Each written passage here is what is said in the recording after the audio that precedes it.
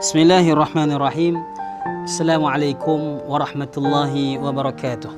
Alhamdulillahi rabbil alamin. Wassalatu wassalamu ala ashrafil anbiya'i wal mursalin wa ala alihi wa sahbihi ajma'in. Qala rabbi shrah li sadri wa yassir li amri wahlul 'uqdatam min lisani yafqahu qawli. Amma ba'd. Alhamdulillah, pada episod kali ini sambungan daripada penceritaan ataupun dalam tajuk yang lepas berkaitan dengan bagaimana cara nak mendatangkan khusyuk dalam sembahyang. Pada episod yang lalu kita dah berbicara tentang perkara yang kita kena jaga sebelum daripada kita melakukan ibadat, iaitu mengambil wuduk dan perbuatan amal kita sebelum daripada kita masuk nak sembahyang. Jadi insya-Allah pada hari ini kita akan bincangkan kita kena jaga perkara yang kedua yang saya dah sebut pada episod yang lalu, berkaitan dengan ataupun berkaitan dengan tajuk yang kedua, iaitu kita kena menjaga kualiti di dalam sembahyang kita. Dalam sembahyang dia ada 3 rukun yang dalam fiqh dia membincangkan 3 rukun ini. Yang pertama rukun qauli, yang kedua rukun fi'li, dan yang ketiga rukun qalbi. Apa rukun qauli? Rukun qauli apa yang kita sebut, contoh dia adalah dengan membaca ataupun dengan menjaga suratul Fatihah. Dalam membaca suratul Fatihah kita kena ingat, dalam sembahyang kita boleh bercakap. Jangan kita ingat dalam sembahyang tak boleh bercakap. Boleh bercakap, tetapi dengan 3 bahasa ni saja. Yang pertama bahasa Al-Quran, iaitu mengaji Quran. Yang kedua bahasa zikir, iaitu zikir pada Allah Ta'ala. Dan yang ketiga bahasa doa kita. Kita berdoa dengan Allah Ta'ala boleh dengan bahasa Arab.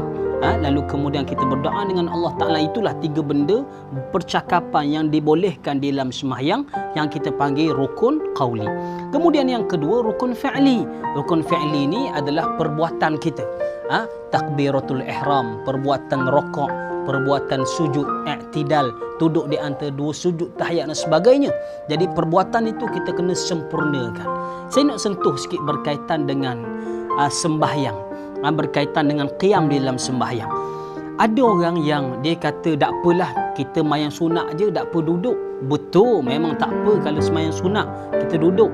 Tetapi kena ingat, orang yang sembahyang sunat diri dengan duduk pahala dia duduk sama.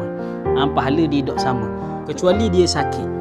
Dia sakit tak apa, Allah Ta'ala Maha Pengampun dan Allah Ta'ala Maha Penyayang. Allah Ta'ala suka hamba dia yang meminta ampun kepada dia. Lalu kemudian orang yang sakit ini diberi kelonggaran oleh Allah Ta'ala untuk sembahyang dia ni. Bila mana dia tak boleh nak qiyam, dia boleh duduk. Bila mana dia tak boleh duduk, dia boleh berbaring. Bila mana tak boleh juga berbaring, dia boleh menggunakan mata dan sebagainya. Jadi itu di antara kelonggaran bagi orang yang nak melakukan ibadat kepada Allah Ta'ala tetapi dihalang oleh kesihatan dia, pergerakan dan sebagainya. Lalu kemudian kita kena jaga benda ni, sempurnakan bagi orang yang sihat.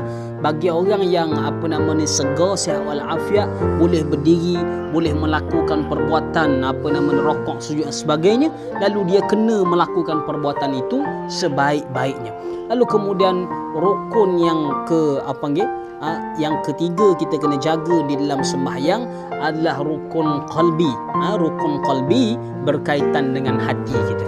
Hati kita ni benda yang perlu dijaga. Dan nak jaga hati, tak boleh pergi beli kedai, tak boleh pergi cari supermarket, tak boleh. Dia kena latih. Benda yang kita buat secara takrir, kita buat secara berulang, dia akan dapat menjejaskan, dia akan dapat memberi perubahan kepada hati. Sama ada hati akan jadi molek ataupun hati akan menjadi berkarat dan hati akan menjadi mati. Sebab itu disebut oleh para alim ulama, nak semayang dia kena melakukan secara istiqamah, secara takrir. Walaupun kita ni rasa dah ikhlas, walaupun kita ni rasa malah dan sebagainya, kena buat benda tu dengan sebaik-baiknya. Jadi itulah di antara 3 rukun yang kita kena jaga di dalam sembahyang untuk meraih keberkatan dan meraih khusyuk dalam sembahyang. Insya-Allah pada episod yang lalu, pada episod yang akan datang, kita akan bincangkan dengan perbuatan yang kita kena jaga selepas daripada sembahyang, insya-Allah. Terima kasih di atas segala perhatian, minta maaf di atas segala kekurangan. InsyaAllah kita akan berjumpa lagi di lain kesempatan. Qul qawli hadza astaghfirullahal azim li wa lakum. Assalamualaikum warahmatullahi wabarakatuh.